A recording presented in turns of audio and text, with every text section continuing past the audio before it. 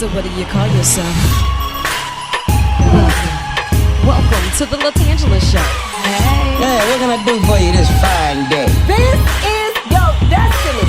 Hot, hot, hot. Right now. Welcome to the LaTangela Show.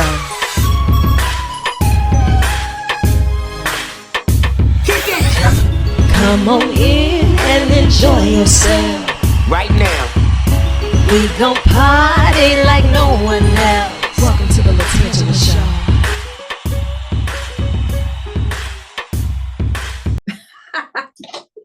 Hi, and welcome back to another episode of the LaTangela Show podcast. You know, it does my heart well to have this time together, especially when I get to hang out with the world's greatest. Now, we've heard about the Louisiana Chamber of Commerce, the foundation, and all of the great things that they're doing. But when I can get the inside scoop, that's what I do. I love it. So I had to dig deep. I was like, Kelisha, I know you somewhere close, so could you pull up on me? And she said, I might be cruising through the city and we might be able to make it happen. So today she did her pull up. How are you? I am great. How are you? I am excellent. Even better now, because we have so many of our listeners and viewers that can learn so much about the great things that you all have going on. Tell me a little bit about your position with the Louisiana Chamber of Commerce Foundation. So I'm actually the Vice President and Chief Operating Officer for the Chamber. We started this organization back in 2018 with a purpose to help enrich and train individuals that wanted to either participate with their local regional chambers of commerce or to start a chamber of commerce. And so since 2018, we have actually had the honor of starting 6 chambers across the state. Congratulations. Thank you so much. There were 4 that were in existence. And so totally there are 10 that we work directly with, providing them with technical assistance. And just so the listeners understand, that type of technical assistance that we are providing to these chamber leaders is likened to what you would get as a small business owner. If you wanted to understand, your value proposition, who your client is, your target market, how to market to them, how to work with your local representatives, how to advocate on behalf of individuals, and how to network and collaborate so that we can grow. And so that's the purpose. That's the purpose of us providing that type of assistance. And that's why we started this Chamber of Commerce Foundation. And it's one of the things that you don't understand, that you realize I need this until you need it and you don't have it. Or you see that everybody else in their respective regions and areas, they have access to participating in chambers, and it costs. It costs to be a member of a chamber, right? And anytime that we spend our coins, because they come hard to get by in the first place, if we want to participate in an organization and provide a membership fee, we want to understand the value. And so when businesses are often approached by organizations that say, hey, come and join my organization, you have this 3-letter word that comes back to you all the time, and it's why. Oh, okay. And if you don't know your value proposition, why should someone provide you with their hard-earned income that they've made for their business? What are you going to be able to do to help their business thrive and grow? And so what we do is we instill that information into the chamber leaders, to the board of directors for these chambers. And then in addition, we have been supported by LED with the state of Louisiana, our former administration, this current administration. And through that support, through the representatives and senators alike, both sides of the aisle, we were able to garner some foundation funding that has allowed us to be able to support these chambers with assistance.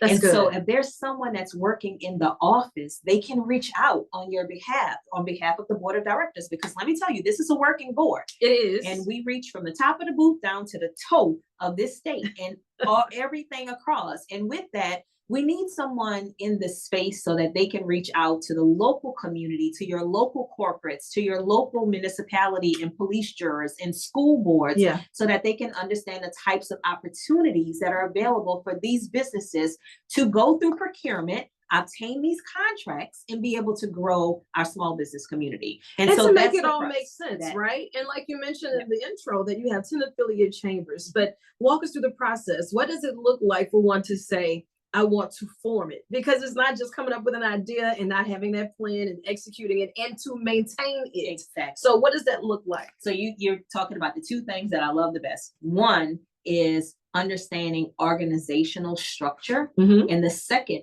is succession planning. Okay. Understanding what does this look like beyond me? Right. Because a chamber of commerce is a 501c, and it's either a 6 or a 3. And so on your C6 side, that's your member-based organizations.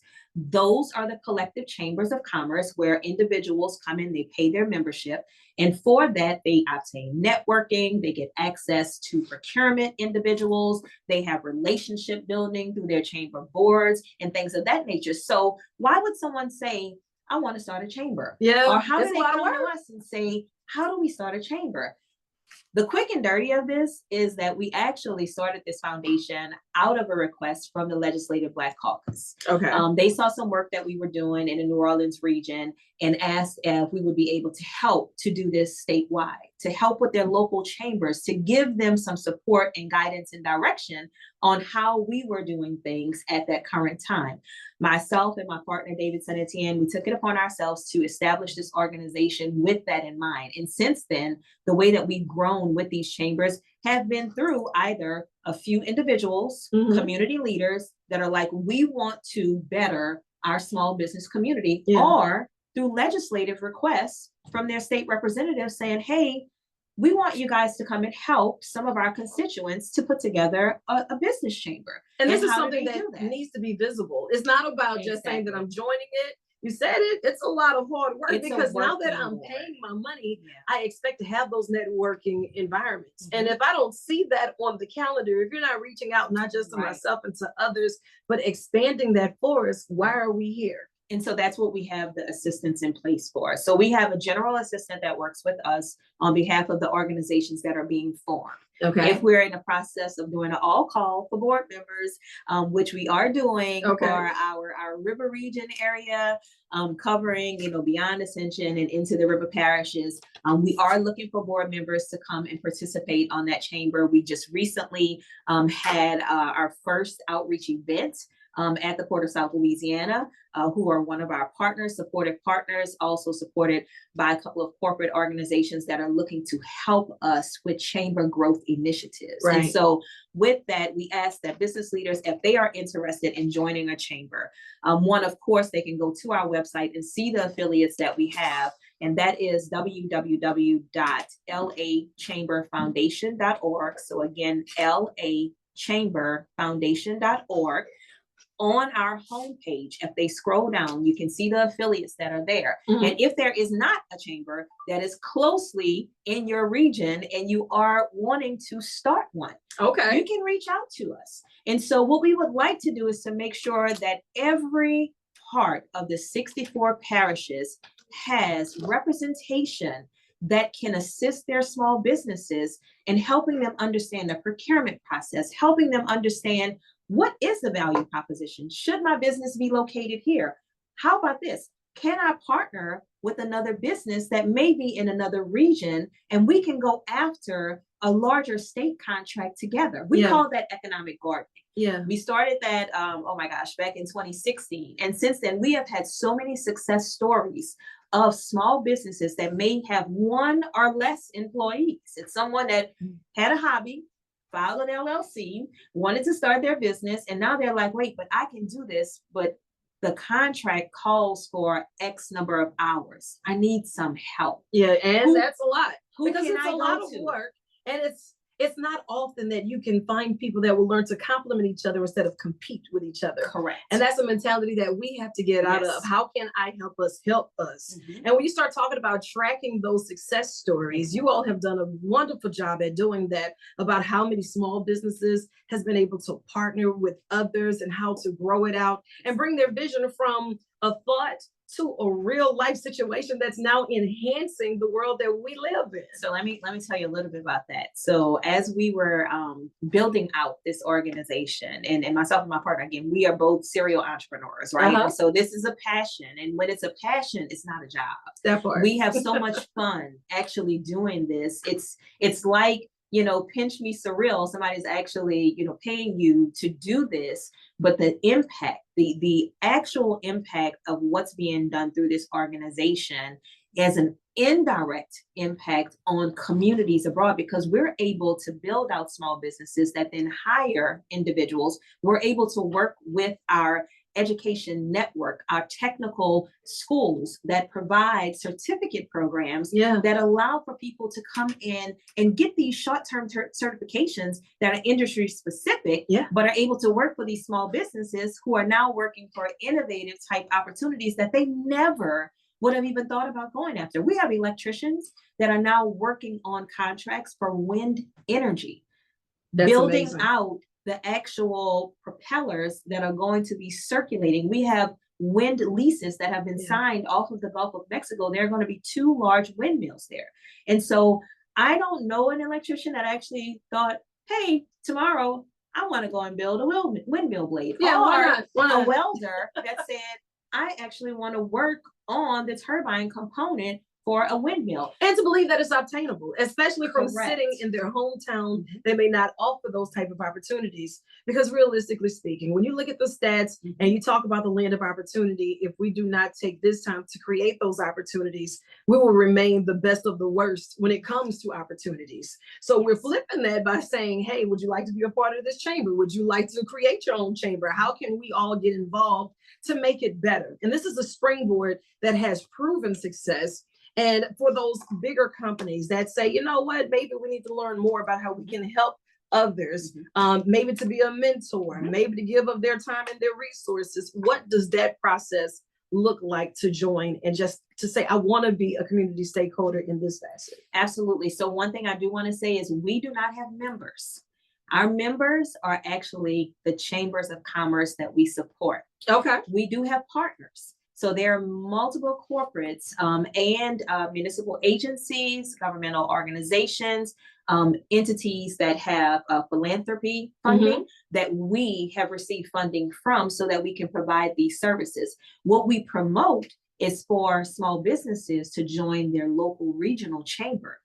They, in fact, have membership.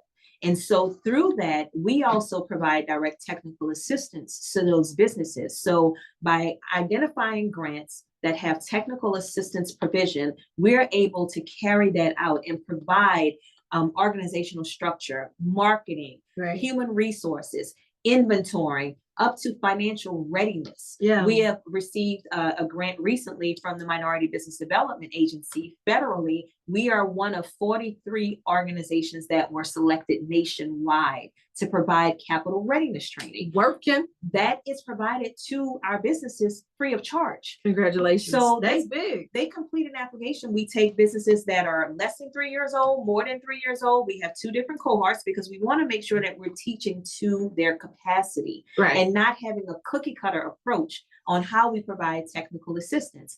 In addition to that, when you asked about corporates or individuals that want to be partners, yes, we do accept partnerships.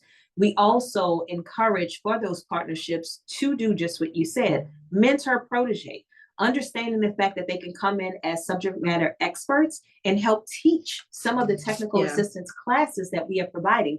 If someone wants to know, for example, how to do business with X corporation, the best person that can come and share that information is typically the procurement or contract manager from that organization. So we invite them to come on.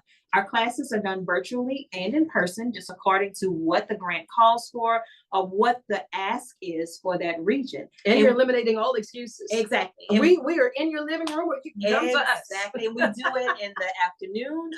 We found that our best time to host these events and our classes is between the 3 to 6-ish area in the evening, right? And so that begins to slow down a little bit and allow us to breathe and say, okay, what's next? Because one thing I think a lot of people they're not aware of is that 97%, 98% of all small businesses have 1 or less employee nationally, not just Louisiana. Nationally. But guess what? In Louisiana, 95% of the businesses that are operating here are small business. And so it is incumbent upon us and the administration. This is why we've been working so closely with this administration and the secretaries directly. I literally just left from OVA at the Capitol in a meeting talking about how we can get more of our businesses involved with energy. Yeah. There are so many different variants in energy in our Department of Transportation and this electronic vehicle charging stations.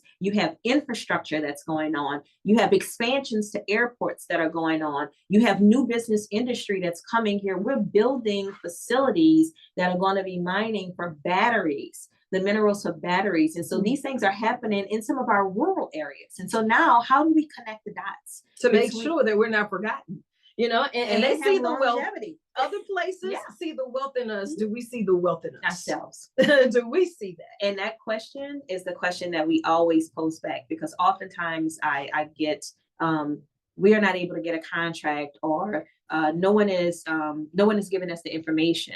And so we oversubscribe. If you come and join us on our newsletter, we will send that information to you. Oh, you will get not, this information. Yes, you will not have, if you follow us on our social media platforms, you will not have the opportunity to say you didn't know. Yeah. And here's the deal. If there is an instance when you submit and there was an issue or a circumstance and you have a question about it, contact us. The reason why chambers exist is so that it's once removed from that direct business. There's no fear of retaliation or blackballing. If it's an issue that is going on that is impacting small business and there's a policy solution, bring that to us. That's what we're here for. That's what the regional chambers are there for. They can go and talk to the municipality, their agencies, and actually bring up issues. If it's something that, you know, from an industry standpoint, it may not be a hindrance in Houma, but it may be a hindrance in Shreveport or Lake Charles or Lafayette or in Baton Rouge, right? Let's keep these things local so that we can provide the solution, change the dynamic, remove the barriers, and increase our business opportunities for our local business community. And I love the fact that it connects so many across our regions. Yes. And you'll find different hidden gems in different parts of our states. You know, everybody is known for their own cultural differences that makes Louisiana so unique, more so than anywhere else. Exactly. And so once we start internalizing the things that we have and saying, you know what, together we are stronger, other places will begin to respect that. And for all of those who need information on how they too can join or be a part of, now is the time. I'm putting her on speed dial, I'm putting her on blast, and I am definitely continuing to hold you accountable. I asked her to show up, she said, I'm there. And I said, well, when you come back, she's back. When you come back again? Absolutely. I love it. As often as needed. The one thing that I can tell you that, and I wholeheartedly believe is true, no one can ever say that I haven't shared information. Yeah. And anything that I'm a part of, I want to make sure that we are sharing this information. As we You're should. not going to say that you didn't know. If there is an issue or you need assistance, those are the things that we want to hear, because we can help to mitigate the problem. We want to provide solutions. And look, if it may be a no, it could be a no today. But tomorrow, let's figure out the what solution we need is to close. do. Exactly, to get it done. It may be that you just need to partner with someone. It may be that a regulation that was written over 50 years ago, and it doesn't ring relevant. I'm glad that you mentioned that, because there are a lot of policies in place that may not have been reflective to the needs that we have. And we don't even think to challenge that, because we don't think that it's obtainable for us to be able to change it or to have our voices heard in that moment. So once we gain that type of information by being in the room, by being at the table, by being the ones that's creating the narrative, that's when we begin to see the change. It is. And the thing is, I know that there's some businesses, many businesses, and I'm not even going to minimalize this, that have historically went to the meeting. They provided their information, and they've seen time and time again that someone else has received a contract that may have used their information and they were not utilized on that contract. Oh, wow. When that happens, we need to be able to bring that forward. And so why I say there's chambers for reasons. This is the strength of a chamber, being able to get that information, bring it back to that department. If they bring it back to us, let us bring it back to the department. If they can't help, let's bring it back to our elected officials. If they can't help, let's bring it up to the federal level where the dollars are flowing from. Accountability is key. And if we never bring that back to the table or feel as if we are going to get exiled for doing so, that's when businesses clam up, right? And the other side is we oftentimes have outreach events in industries, and they're like, they'll never pick us. We'll never be able to do it. And I'm like, at least let us help you try. We've been conditioned. So it's going to take some time Yes. to get past that. It is. You know, and in all fairness, that's the norm. And we can't accept that. And we can't just fall victim to it. So now is the time to say, look, I want to be a part of this chamber. I need to see what's going on. What can I do to make it different? Walk in the room knowing that you own the room, because honey, you do. You know, and the room can't function without you. I just said 95% of our businesses are small businesses, but here's the catch. If we have 100 people doing the same thing in one opportunity, one person's going to get it. Diversify your business. Look good. And diversify your clientele. On my personal side, on my personal consulting side, the reason I consult with people is so that they can diversify their clientele or diversify the space in which they're operating, i.e. if that space is a local, regional, state, national, international, or if it's industry specific. If you're serving people in oil and gas, go serve people in hospitality. If you're serving hospitality, go serve people in gaming. And they may not even think that far ahead because they don't know how to do that. It sounds weird even for you putting it into just general conversation, but then you come up as a strategist and show them the how. And we also bring those people to the table. So when we have these outreach events, and those corporates come to our events, I need them to show up so that they can introduce themselves and say, hey, I have a transportation company. Okay. Hi, I am a nurse practitioner. And do you have health services that you provide to your staff? Is there an internal health nurse that actually talks through mitigation so that your staff can be healthier? That's a contract. It is. Most nurses think I'm going to work, and I'm only punning on nurses because I started as a nurse. But most nurses think, they want to go to work in a hospital. Like I went to work in a hospital. I was there for a year and a half, and then I had a doctor take me out to come and run a pharmaceutical research company. And I ran that company for 7.5 years up to Katrina. Yeah. Not many people know that. I would have never graduated from nursing school and said, hey, I want to go and run a pharmaceutical research company and do phase 1 through 4 clinical research studies and work with an ethical review board, because those were not things that I was taught in my class. Yeah. You weren't even privy to the information that those were positions. Exactly. But I stepped out. Yeah. And so that's what I'm saying with business owners, step out of the comfort zone. If you have a marketing company and you may do marketing collateral, let's start thinking about other things that you can do outside of just providing cups and pins and t-shirts. Yeah. Right. And so start thinking about graphics or signage. So then signage then gets into transportation and caution signs for construction companies. Yeah. Like, let's think outside of just that one lane and look at other industries or ways that you can have just a transition in the business offering, that you utilize the same equipment that you have to be able to provide this service. That is brilliant. Yeah. And more people need to be in the room.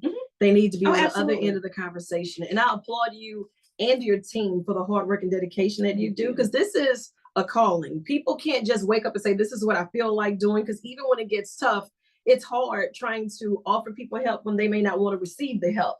Or when they've been so conditioned to say, yeah, it sounds too good to be true, and they walk away from it. They're like, but no, come here, let me love you. Let me help you. Right. So thank you for not giving up. Thank you for having the vision and knowing that it's different than sight. Because that sight versus vision, you can see what's beyond what's right in front of us. Help us see around the corner and connect those dots. And we need to be in these rooms. Yes. Ma'am, how do we find How do we find you? So again, our website is quickest and easiest. It's lachamberfoundation.org. Again, we have multiple regional chambers. Each of the affiliates, there are hyperlinks on our homepage so that you can then go to your regional. You can join in there. On our website, you can actually submit your business for listing in our directory for FREE. So about the word free, motivate free at charge. And that is a forward-facing directory. So if someone says, hey, I want to find a landscaper, I want to find a personality, a host, an MC for my event, let me go to the Chamber's directory and see if there's someone there. you should be listed so Yeah. that they can easily find you. It will allow you to put your website, your phone number. It'll allow you, I think, even to put your logo there. I know That's there's awesome. a hyperlink That's to go there, awesome. but this is all free of charge, right? The second thing that I would love for individuals to do is if they do follow us on a social media platform, because we post the regional events for our chambers as well as things that we have. Like we have our upcoming luncheon. We are Yes. hosting our annual Business at Bayou Classic day before the Bayou Classic, which is business on the Bayou. Yeah. And that event hosts plethora of different types of vendors. We're at the Hyatt Regency downtown in New Orleans that is open to the public.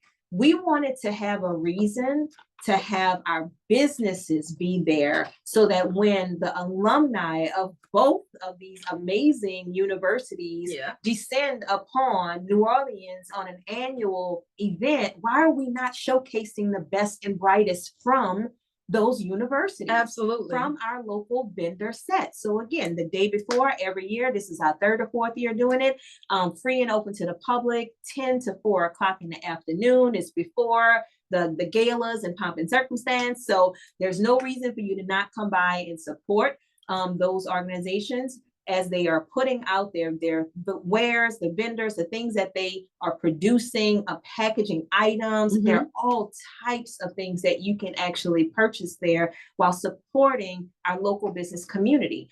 Our luncheon that we have is an annual luncheon. Yes. We do have many partners from state agencies, from corporates that are in the room. We also have some interns from the university, some kids that are wanting to do entrepreneurship. I was about to say children.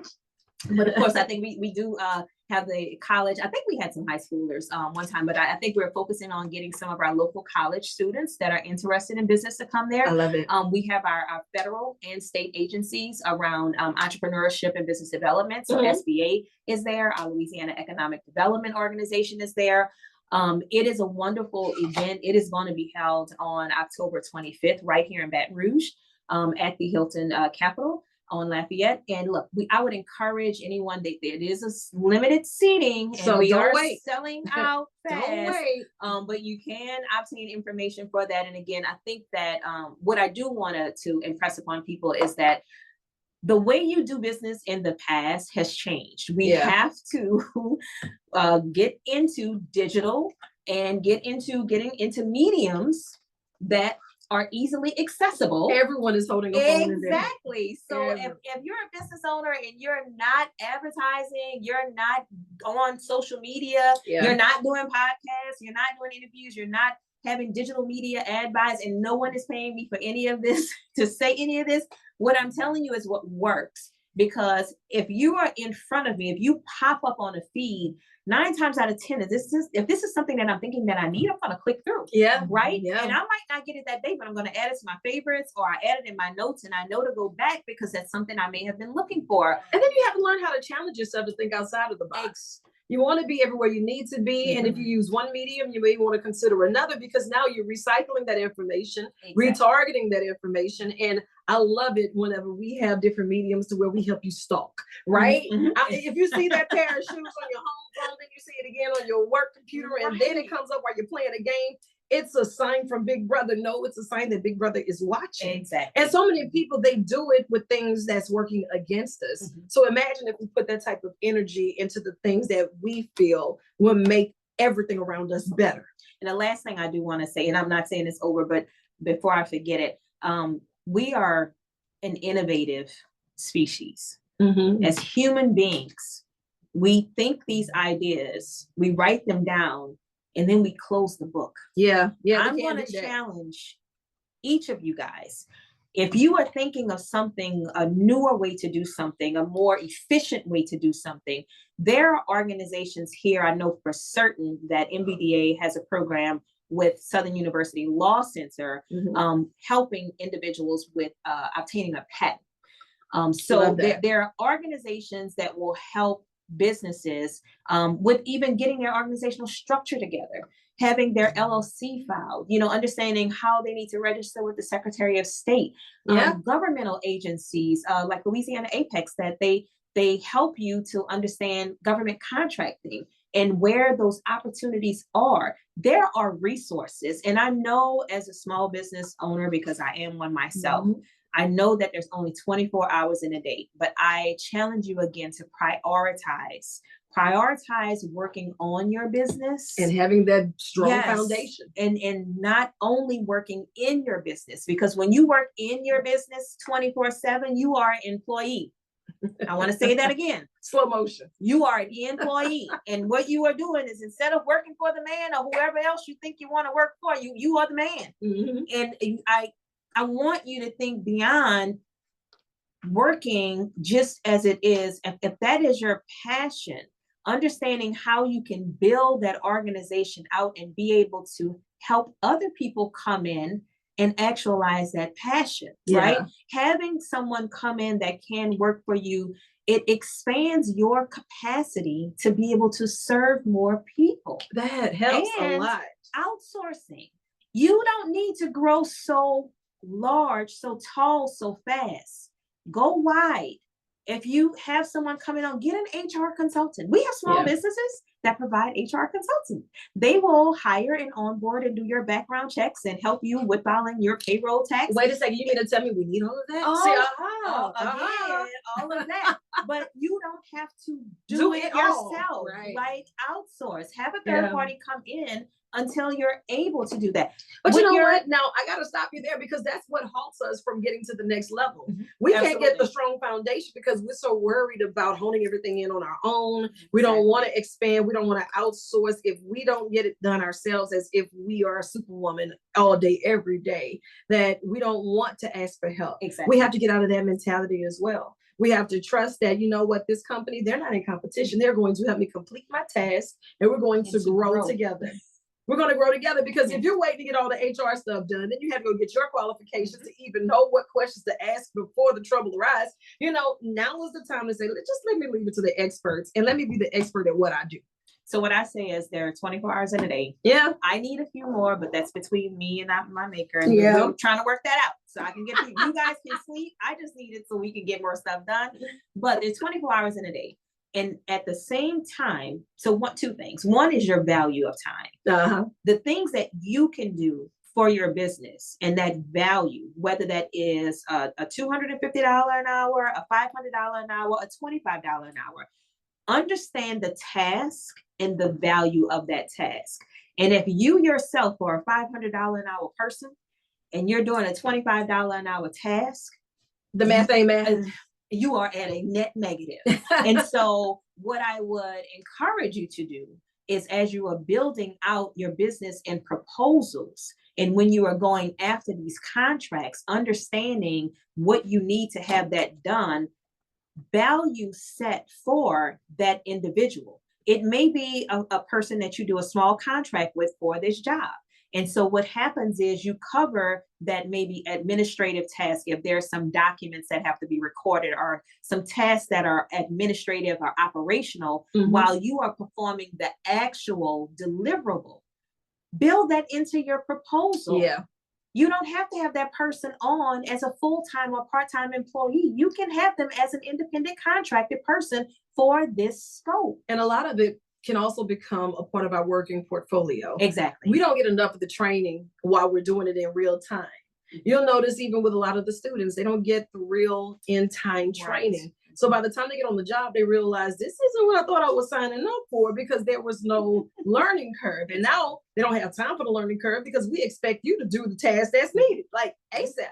And living in this instant gratification of a hashtag and retweet, no one respects the process anymore. We think that everybody can show up overnight and it's a success. Well, my 10 minutes may have started 10 years ago. Correct. But nobody talks about that part.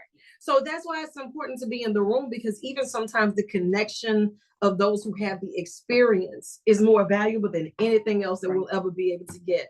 And those like minds, they will be able to encourage us, to enlighten us, and to keep us going. And I tell you, it's much easier to follow up on a call with a person that you received their business card from because you were at the event where they were, versus trying to get that contact information from online or going through a gatekeeper. Sis just said be in the room. And to be in the room, you better call the right ones. We got the right rooms at the right time in the right place with the right folks. You heard me? Exactly. I'm loving this, and I want you to log on today. Follow them on their social media, LA Chamber Foundation. You can find them at lachamberfoundation.org. Be there for the luncheons. Join a chamber. If you don't have a chamber in your area, create one, chamber. sustain one. We got you. And thank you for being a vessel and for making this happen. You tell your team y'all are the real MVP, and don't you dare let them tell you different, because I know she got more work to do. Absolutely. So I'm gonna let you chase the sun or let the sun chase you. But either way, get after it. I love you, and there's absolutely nothing you can do about it. Love you too, sis. Thank you so much. I appreciate the work that you're doing. Thank you so much. Absolutely. Thank you. Good morning, good morning, good morning, sunshine. Morning. Lovely How to y'all meet you. doing? Feeling good. It's kind of a cloudy day here in New York, but otherwise feeling good. Wait, okay, wait. Don't peek around the corner too much. You're going to find what you're looking for. So let the sun peek around a little bit later. It's still early. It's just playing peekaboo with you. Patience. Patience is the key. That part. Thank you both so much for taking time out of your schedule to join me today in the hot seat and on the tan line. I was going through the actual release, and then I started watching some of the trailer, and I was like, you know what? I just can't. I have a lot of questions that need answers because Blink is such a heartfelt journey. And whenever you're piecing something like this together and telling a story that is so sensitive and yet so near and dear to someone's heart and so life-changing. Edith, Edmund, tell me a little bit about how do we even get to the point of telling this story to the world? Edith, you want to start?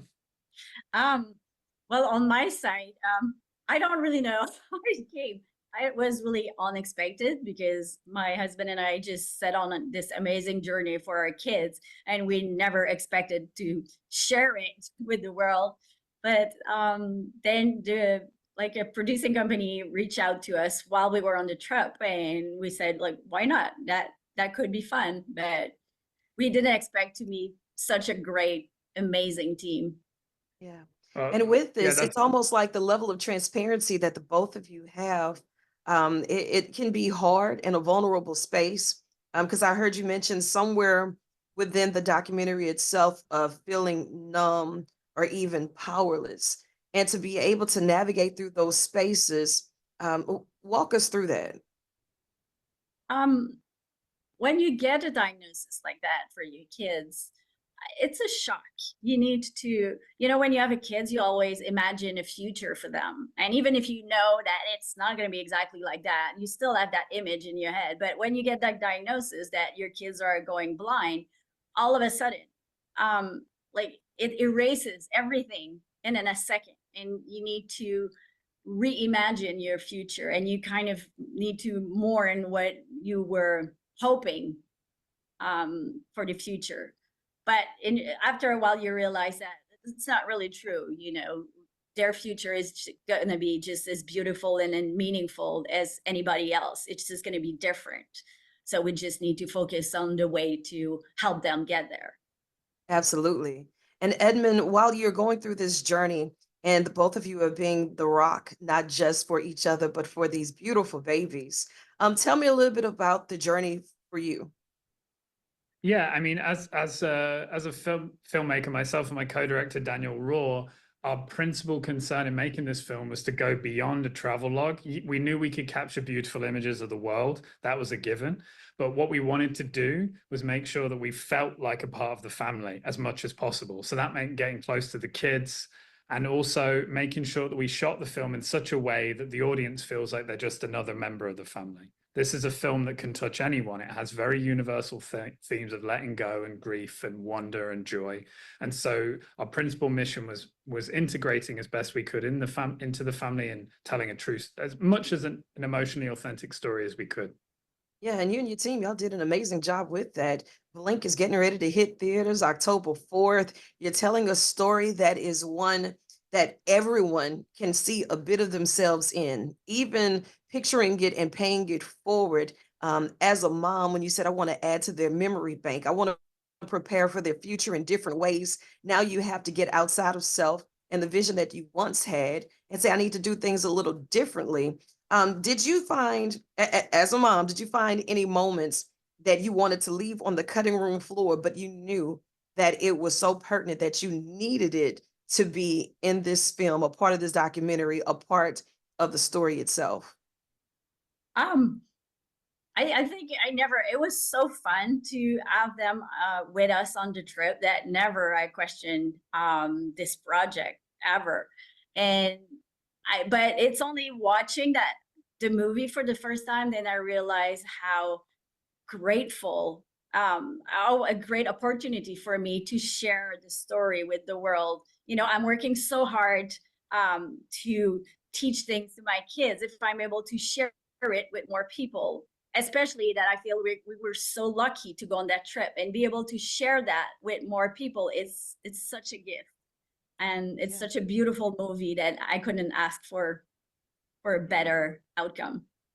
While you're going through this journey and you're taking us along with you, you're teaching us so much, even just the strength and the grace that you have with this, those moments where you really have to tap in and be stronger than you even thought that you could be in those moments and preparing for things that was not on your radar.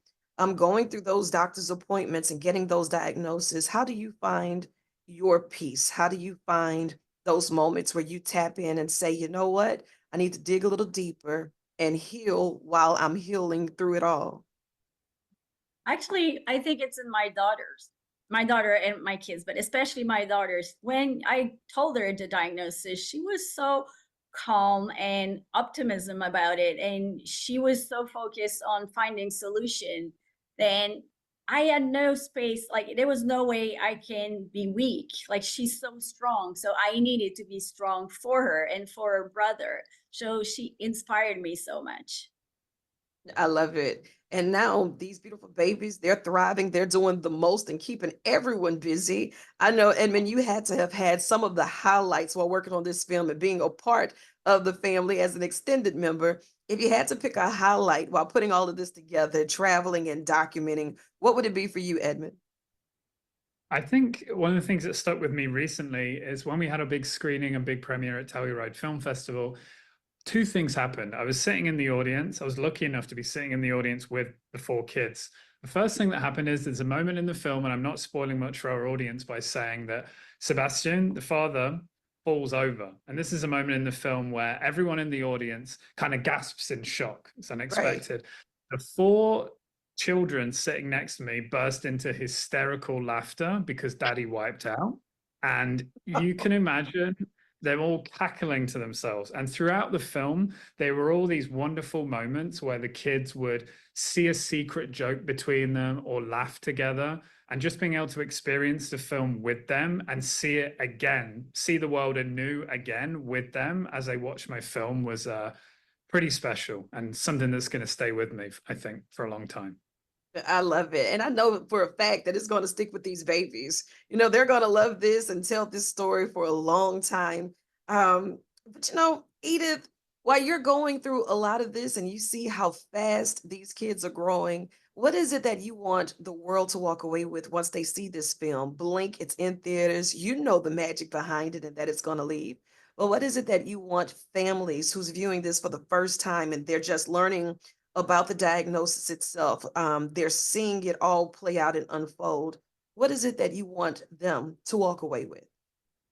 Well, there's two things. The first one is how important family bond is. You know, family is so important, and that's the first thing. And the second thing is, you know, whenever you have challenges in your life, if you focus on what's wrong in your life, then you kind of stay stuck in it.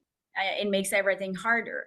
If you're able to focus on what else in your life is beautiful, you know, look at the beautiful side of your life where the light is, then life just get easier and you can just accomplish wonderful things. Absolutely. Blink is available in all theaters October 4th. I'm super excited to let the world know that, you know what, we are chasing the sun and letting the sun chase us. I want you to think of this as an extension of your office. So whenever you have anything going on, you feel free to tell them, look, I need to jump in the hot seat or on the tan line. or for the next family vacation, bring the babies to me in New Orleans, and it's a field trip. We got snowballs, we got crawfish, and all the good things. Okay. And Edmund, we need you to travel along with us too. Okay, that sounds wonderful. Next time I'm nearby, I'm coming. I'm calling you. Absolutely. And I'm holding you to it. October 4th, Blink in theaters. Make sure that you get to it, get to it, get to it. I know you have more work to do, but thank you so much for taking time to be with me today in the hot seat and on the tan line. And I'll see you soon. I love you, and there's absolutely nothing you can do about it. Thank you so much Thank for you those so words. much. Thank you Like so the much. babies for me. I will. Bye.